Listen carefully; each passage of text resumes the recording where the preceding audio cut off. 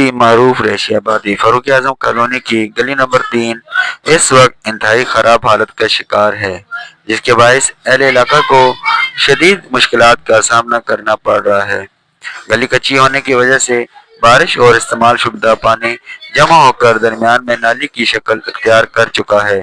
جس سے گزرنا محلہ مکینوں کے لیے انتہائی دشوار ہو گیا ہے۔ اہل علاقہ کے مطابق اس مسئلے کے حوالے سے متعدد بار واسا حکام کو شکایت درج کروائی جا چکی ہیں، تاہم ابھی تک کوئی عملی اقدام نہیں اٹھایا گیا۔ مقامی افراد کا کہنا ہے کہ واسا کے متعلقہ انجینئر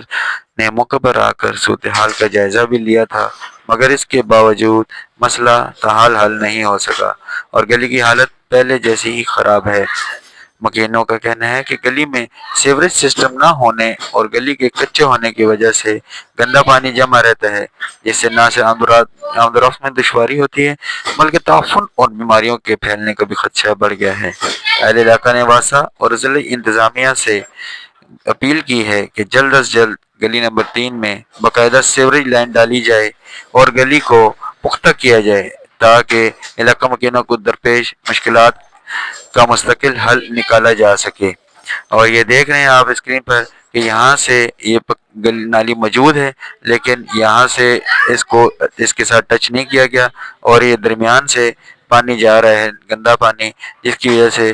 ان مکانوں کو بھی گرنے کا خدشہ ہے۔